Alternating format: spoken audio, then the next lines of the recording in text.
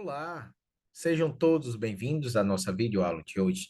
E hoje com a temática radiologia. Antes de dar início à aula, eu vou me apresentar. Meu nome é Rogério Lopes, sou tecnólogo em radiologia, especialista em fisiologia humana, mestrando no ensino na saúde e tecnologias educacionais. Sou funcionário público da Prefeitura Municipal de Horizonte e também no governo do estado do Ceará, docente do Centro Universitário Cristos, nos cursos de radiologia e nos cursos de biomedicina.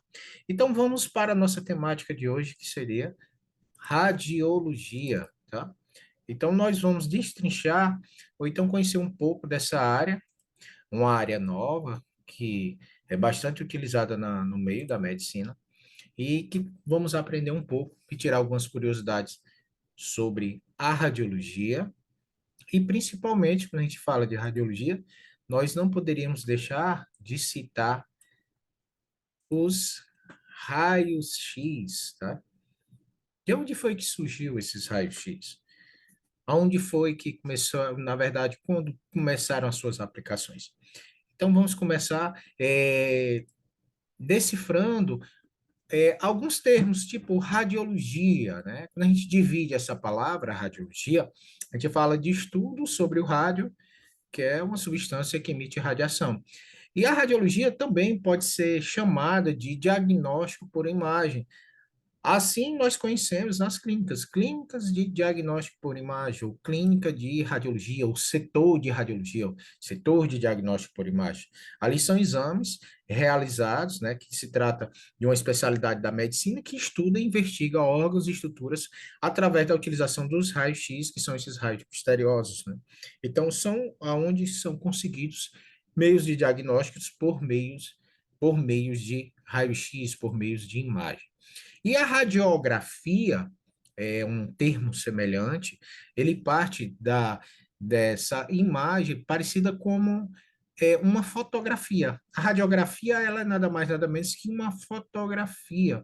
É o produto final, né, que é obtido por meios dos raios-x, do qual se revelam as questões internas. É aquele material que o paciente ele vai estar em mãos com ele para poder levar ao médico o seu diagnóstico.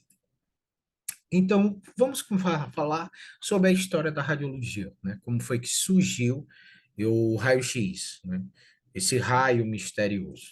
Então, tudo deu início com esse cidadão chamado de William Conrad Röntgen, que é um físico alemão, e no ano de 1895, ele, no final da tarde, em seu laboratório, fazendo experimentos com o equipamento de filamento catódico, ao apagar a luz, ele percebeu que estava sendo emitida uma luz tênue, brilhante, no canto da sala. E voltou para a sala e, ao acender a luz, apagou aquele brilho, apagou novamente a luz e percebeu que ele partia de uma placa, né? Uma placa de material fluorescente e estava emitindo um brilho.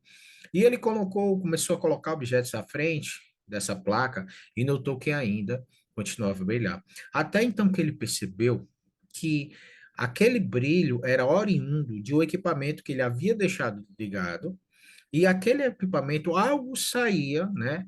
Ele não conseguia ver a olho nu, mas algo saía dele que, ao interagir com aquela placa, emitia uma luz. Então, foi quando ele continuou a colocar objetos à frente, até que ele colocou um objeto mais denso de chumbo e cessou aquele brilho. Daí, então, aqui dali ele viu que era um raio misterioso, e para a época, tudo que era misterioso, ele recebia a incógnita de X. Ali surgiu o quê? Os raios X, né? Como comentando, pelo físico alemão William Conrad Röntgen, né?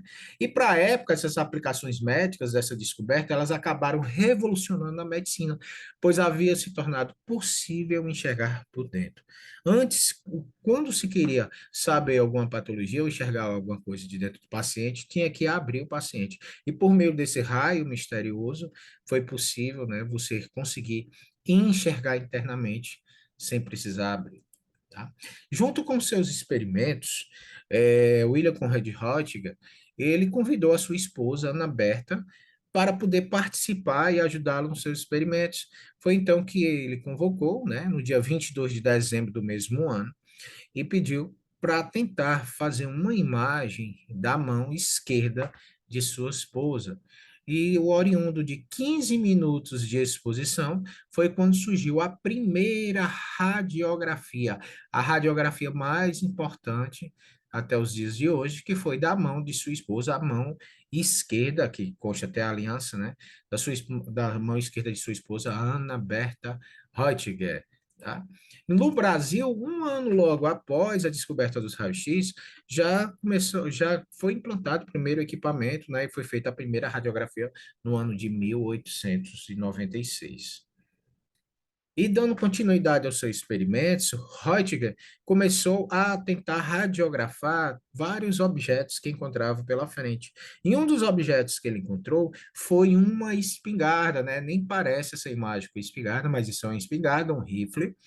E ao ter o resultado da sua imagem, ele percebeu que havia uma falha de preenchimento, né, nessa imagem, na radiografia, e então ele notou que ali naquela falha de preenchimento é onde o raio ele não absorveu, ele passou direto. Então ele viu que era uma falha no equipamento. E daí então surgiu o quê? Surge a radiologia industrial, que é utilizada até os dias de hoje, os raios-x por meios de equipamentos e materiais para detectar problemas, né? Bastante utilizado a radiologia industrial, hoje você usa em armas, né? Na parte bélica, você usa também em aviões e assim sucessivamente. A medicina foi tomada por uma grande euforia, né, diante dessa área da radiologia. Então surgia a era do raio-x, a era da radiologia. E aí, nessa fase, né, algumas descobertas e também o desconhecimento ainda com os riscos referentes ao raio-x, então tentavam ampliar de qualquer maneira a utilização desses raios misteriosos. E uma das situações que foram retiradas de proveito, né, que foram melhoradas, foi justamente com esse cidadão chamado de Thomas Edison, que ele já havia brilhado antes, no ano de 1879, quando ele descobriu, né, ele fez a lâmpada de filamento de carbono, né? E o que foi que ele fez? Com essa interação da descoberta do raio-x, onde estava oriundo um brilho em uma tela por meio de um raio que interagia, ele criou o fluoroscópio, o primeiro fluoroscópio da história, tá? Então, esse fluoroscópio era sensível aos raios, era uma tela fluorescente sensível, que podia mostrar a imagem sem a necessidade de radiografar, de ter aquela imagem parada. Ou seja, a fluoroscopia é uma imagem em tempo real, é como se fosse uma filmagem. E aí, o que melhoria tinha a respeito da radiografia, que conseguia observar imagens internas do corpo em movimento, né, em tempo real, como o coração e o aparelho fonador. Tá? Aqui uma imagem nós temos de como o médico radiologista ficava observando o paciente por meio da fluoroscopia e obtendo aquela imagem em tempo real. E o que aconteceu? A fluoroscopia, ela ficou bastante popular, assim como a radiografia. Então, era uma situação de interesse de todos, né? E de alvoroço e de curiosidade também. Então, ficavam todos observando as imagens de detalhe. Até então, não se sabia dos males que o raio-x fazia. E o que aconteceu? Foram utilizados raio-x também em diversas modalidades, e uma delas foi na beleza, né? Então, as pessoas apaixonadas uma pela outra, às vezes a pessoa não era tão rica de feição, e aí gostavam, diziam que a pessoa tinha uma beleza interior, né? Que era simpático, algo parecido, mas no meio da radiologia, o que brilhava, o que colocava em evidência era a beleza interna mesmo, mas isso relacionado à estrutura óssea, né? E aí surgiram o quê? Concursos de beleza, que uma das modalidades era quem tinha a radiografia mais bela, né? A sua beleza interior tinha uma carcaça mais bonita, e, inclusive ficou bem popular, né? Onde tinha, podia dizer que era uma radiografia em cada esquina, que tinha as premiações e as moças ficavam todas eufóricas e satisfeitas com seus prêmios, né? Aqui você pode observar também, é uma moça que tinha acabado de tirar a sua radiografia para expor, né? E a felicidade dela de estar podendo participar desse concurso, tá? A beleza foi um grande mercado para o mundo dos raios-x, né? Ela entrou em evidência, então queriam tirar proveito de cada maneira dos raios-x. Então, já se sabia que a exposição prolongada, que foram um dos primeiros sinais que foram destacados e observados, era a perda de cabelo, de pelos, né? Então, o que fizeram? Salões de beleza aproveitaram, aderiram a equipamentos de raio-x e ofereceram às mulheres, fora os tratamentos de beleza, elas ofereciam também a remoção de pelos indesejáveis sem causar dor, né? Tanto na face, no couro cabeludo, e até diziam que tinha a possibilidade de clarear a pele, como era costume naquele tempo, algo que levava muito euforia. Então, notícias sensacionalistas de que os raios podiam converter um homem negro em branco causou furor entre mulheres, até mesmo homens desejavam ter uma cutis esbranquiçada. Então, olha só uma notícia local, extra, extra, raio-x converte homem negro em branco, negros etíopes transformados em brancos caucasianos. Vejam só, isso é um anúncio de um jornal de New York Times em 1921, que já falava das maravilhas do raio-x e até a utilização desse raio-x também para tratamentos de tinnias captis, micose do couro cabeludo, foram utilizados também sobre essa medicina, né, cultural que tinha do raio-x, né? Mas até então não se sabia ainda que males o raio fazia. E também, aproveitando o comércio e a moda do raio-x, né, surgiram o quê? As sapatarias, sofisticadas sapatarias, investiram em equipamentos com meios de raio-x, de fluoroscopia, para poder oferecer ao cliente mais uma possibilidade, não só de levar o seu sapato, mas observar como ele fica internamente por meio do raio-x e até alguns locais colocar, né, uma lembrança junto com o sapato. Você vê um equipamento chamado de pedoscópio, aonde o cliente colocaria os pés e por cima observava por meio de fluoroscopia o seu pé calçado no raio-x, né? Como a gente vê nessa imagem, no equipamento. E ainda no final ele tinha a possibilidade de não só levar o seu sapato, mas também levar uma recordação que seria uma fotografia dos seus pés, né? Então isso daí foi mais uma parte cultural e que eles tiraram proveito dos raio-x para poder ganhar o mercado, né? Outra situação também, que aquela época da descoberta dos raios-x, era uma população conservadora. As vestes eram totalmente relacionadas à época, bem vestidas, né? Mulheres com vestidos longos, homens de terno, e surgiu uma preocupação, é que os raios, eles conseguiam atravessar objetos. Então, uma dos fake news da vida que passava era que as pessoas poderiam ameaçar expor a parte mais oculta do corpo humano, né? Mostrar órgãos genitais. Então, se espalhou esse furor também, e em outras empresas também, tirando a oportunidade dessa situação, criaram equipamentos, peças íntimas, blindadas contra raio-x.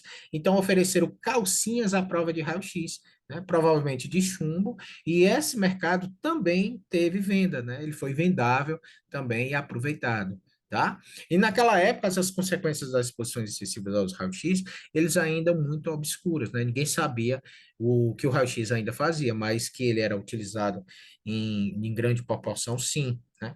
Até que então começaram a surgir, ou então associar os males que assim faziam. Nós temos uma imagem, uma fotografia, né, que é parecido com a radiografia por meio do raio, e na fotografia nós vemos aqui um senhor batendo foto no campo, né, com seu instrumento com a foice, e ao lado fazendo uma charge, uma radiografia que já com outro aspecto, né?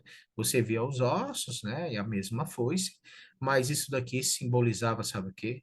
Simbolizava a morte. Então os raios-x já começaram a mostrar a sua cara. Então ele fez o quê? Resolveu aparecer, né? Mostrar o que associar, ou então associar os males que já vinham sendo observados de longo tempo. Então foi quando associaram as radiodermites, né?